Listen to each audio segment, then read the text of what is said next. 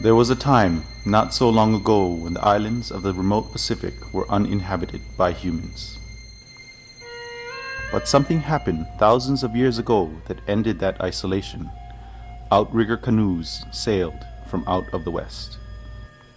The remote islands of the Pacific were settled over the course of millennia by Polynesian and Micronesian explorers.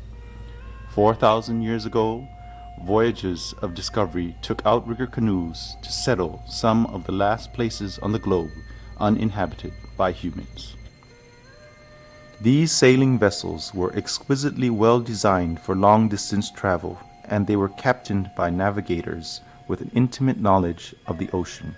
But like any technologies, the outrigger canoe and non-instrument navigation did not simply spring into being fully formed. The canoe makers built upon lessons learned through trial and error, experimentation, and careful observation over centuries and even millennia. Where were these techniques learned? Where did the first canoes of the Pacific set sail from? Who were the first people to voyage into this vast ocean?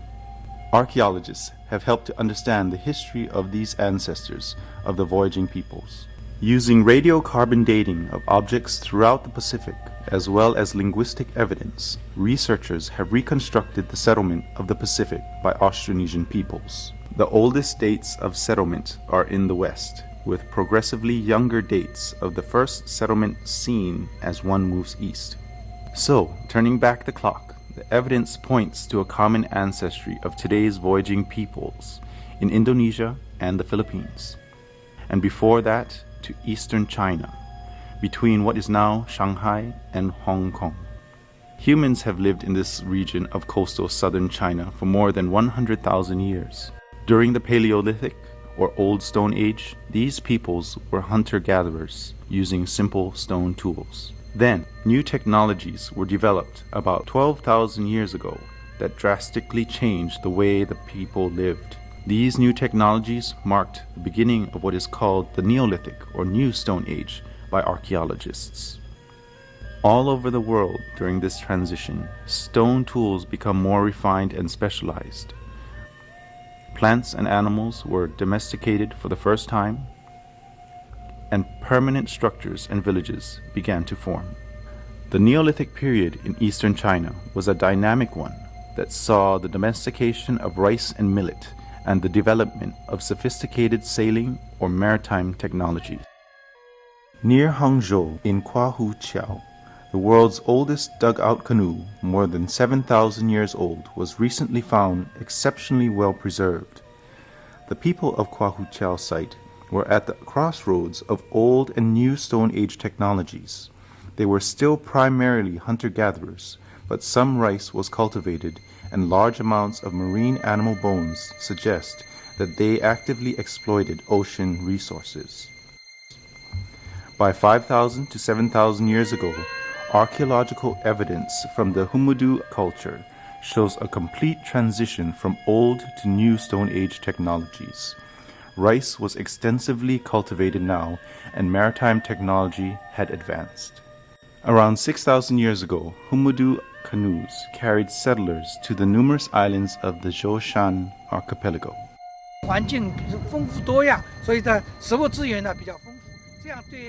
The late Humudu culture expanded southward along the coast and offshore islands. During this expansion process, it increasingly became a maritime culture. This culture was named for the remarkably well-preserved village site discovered in 1973 at Humudu on the Yao River. The extensive excavations there uncovered tens of thousands of objects. The site was below the local water table, and the sediments lacked oxygen, so delicate plant materials that typically decay over time were preserved. Even individual grains of rice were recovered from this site, an incredibly valuable find for archaeologists reconstructing the lives of the site's inhabitants and environment that they lived in. Today's visitors to Humudu can enter reconstructed platform houses, decorated with artwork based on motifs found on excavated objects, and see replicas of the house pilings and pottery as they were discovered in situ or in place by archaeologists who excavated the site. Excavations of another Humudu cultural site nearby at Tianluoshan are currently underway. Like the original Humudu site, the preservation of artifacts at Tianluoshan is amazingly complete, with wood, bone, shell, pottery, and woven material all preserved due to the anaerobic, waterlogged conditions. Dr. Sun Yaoping leads the excavation at Tianluoshan. I think that the Tianlushan people probably use canoes for transportation and communication. We have found 7 canoe paddles at this site. They probably also use canoes for inshore fishing or to go to offshore islands. Tianluoshan was discovered when a rice paddy was cleared to make way for a factory. Realizing the value of this site, the provincial government moved quickly to protect it, going so far as to build an extensive dome and on-site museum for interpretation and preservation.